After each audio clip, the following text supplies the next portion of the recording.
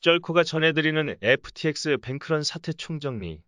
자, 일단은 FTX 거래소의 일명 뽀글이라고 불리는 CEO는 알라메다 리서치라는 암호화폐 투자 회사를 2017년 1월에 설립을 했습니다. 그리고 나서 바로 FTX 거래소 설립 준비를 하는데요. 아무래도 직접 투자만 이어오다가 돈을 좀 벌어봤더니 거래소를 설립해보면 어떨까 싶어서 알라메다 리서치로 투자된 투자금을 가지고 FTX 거래소 개발을 시작하게 되고요. 그때부터 약 2년간의 개발 기간을 거쳐서 엔티가 바부다라고 하는 섬나라에다가 FTX 거래소를 설립을 합니다. 그리고 나서 같은 해 8월달 FTX 자체 토큰인 FTT를 약 1.7달러에 발행을 해서 거래를 시작하게 됩니다. 일단 이 FTX 거래소는요, 알라메다를 모회사로 만들어졌지만 특이하게도 FTX 거래소에서 모회사로 FTT라고 하는 자체 발행 토큰을 대출을 해줘요. 그러니까 한마디로 코인을 찍어서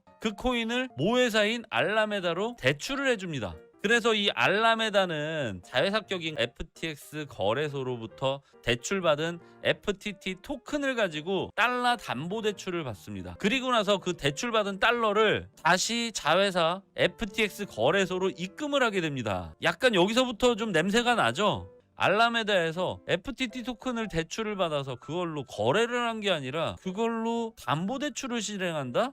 여기까지는 뭐 그럴 수 있다. 인정. 근데 어디서부터 문제냐면 이 빨간 화살표 여기서부터 문제예요. 여기에서 돈이 이렇게 왔죠. 여기에서 돈이 들어온 걸로 담보대출을 받아서 이렇게 FTX로 입금을 하게 됩니다. 여기까지 알라메다는 들인 돈이 하나도 없어요. 자, 이 입금된 달러를 가지고 FTT를 다시 매수합니다. 여기서부터 이제 좀 말이 안 되죠. FTT를 매수하니까 어떻게 됩니까? 가격이 막 올라가잖아. FTT가 엄청나게 펌핑이 된다. 그리고 나서 FTT가 올라가니까 알라메다가 보유하고 있습니다라고 투자자들에게 대차대조표로 알렸던 그 대차대조표에다가 그 상승분을 수익으로 표기하고 투자자들에게 다시 수익이 났다고 보고를 합니다. 한마디로 내 돈 갖다가 대출을 받아서 다시 매수를 해서 FTT를 상승 견인을 하고 그걸 수익이라고 보고하면 투자금은 더 들어오고 다시 또 돌려막는 거야. 그 FTT로 또 담보대출을 받고 또다시 입금을 하고 또다시 매수, 계속 돌려막기를 했다. 우리 갭 투자라고 하는 이 돌려막기가 유효한 구간이 있어요. 언제까지 안 망한다? 시세가 상승하는 동안은 안 망한다. 이거 우리 루나 사태를 한번 겪어보셨잖아요. 자, 이 돌려막기가 성공하는 구간은 이미 지났어. 이걸 계속해서 반복하다 보니까 레버리지는 급격하게 증가되게 되고요. 이거는 마치 셀시우스 파산이나 루나를 떠올리게 하는 결과를 발생시켰습니다. 그래서 지금까지 FTX의 행보를 보셨으니까 이제 FTX를 인수한다 만다 지금 말이 많은 바이낸스 거래소의 CEO는 일명 빡빡이라고 불리는 중국계 캐나다인 자오 창펑입니다. 2017년 7월에 FTX보다 앞서서 바이낸스를 설립합니다. 그때 BNB ICO를 통해서 약 160억 가량을 모집을 해서 그 돈으로 만든 거래소가 바로 바이낸스예요. 그리고 그 ICO에 참가했던 사람들에게 배분됐던 거래소 자체 발행 토큰이 바로 BNB였습니다. 이때 당시 환산가는 0.1달러. 근데 지금은 약 한 40만 원 가량 조금 넘죠. 어찌 됐든 100원짜리가 40만 원까지 올라가는 동안 바이낸스 코인은 일단 결론부터 말씀드리자면 여태까지 디파이가 한 번도 없었습니다. 즉 BNB를 담보로 한 대출은 한 건도 없었다. 그러니까 FTX의 FTT와는 다르게 바이낸스 코인은 안전하고요. 자, 그리고 나서 2019년 12월에 바이낸스 입장으로서는 어찌 보면 경쟁사라고 볼 수 있는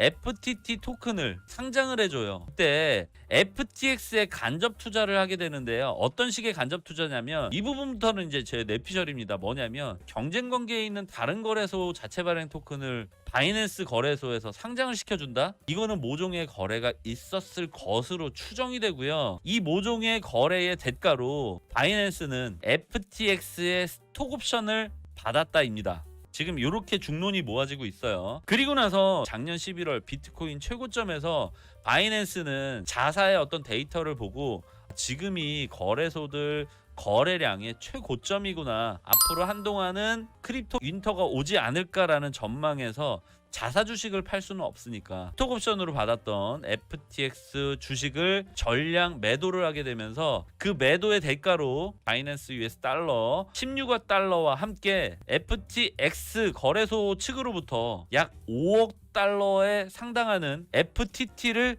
받게 됩니다. 받은 것까지는 괜찮아. 근데 제일 중요한 거는 지금 월요일 오전 FTX 거래소에 주식을 매도했을 때 받았던 약 5억 달러 상당에 해당하는 FTT를 매도를 하겠다라고 밝혔습니다. 그러다 보니까 이제 당연히 FTT 가격은 하락할 수밖에 없고요. 그 과정 타임라인으로 좀 정리를 해놨어요. 자, 일단은요, FTT 가격이 내려가니까 어때요? 우리 루나 처음 빠질 때 뭐 했어요? 권도영 그 자식이 루나 하락하고 있지만 우리 갖고 있는 자산이 있기 때문에 그걸로 가격 방어할 거다, 걱정하지 말아라 그랬죠. 그리고 나서 FTX에서 처음 매도한 게 바로 솔라나입니다. 솔라나를 엄청나게 시장에 던졌고요. 그 솔라나 매각 대금인 3억 달러로 FTT 가격 방어에 나섭니다. 그런데 결론적으로 지금 실패로 돌아갔죠. 거기에 더불어서 세럼의 가격도 크게 하락을 했습니다. 그리고 나서 2차적으로 FTX에서 보유하고 있던 거래소 보유 물량인 2만 개의 비트코인을 매각해서 그 매각 대금인 4억 달러로 또다시 FTT 2차 가격 방어에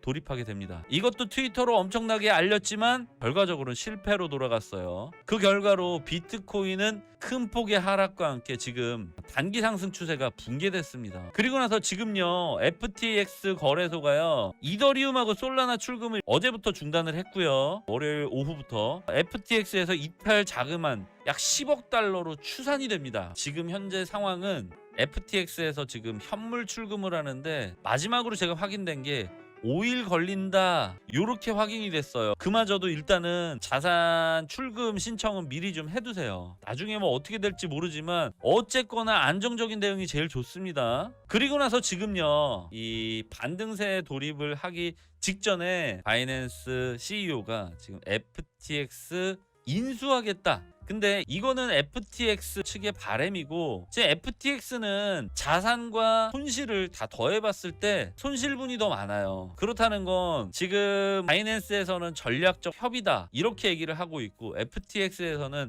바이낸스 고마워, 니들이 우리 빚도 같이 인수해준다며 지금 이러고 있는 상황입니다. 어찌됐든 투자회사인 알라메다의 돌려막기로 인한 FTT발 FTX 뱅크런 사태다, 이렇게 해석을 하시면 되겠습니다.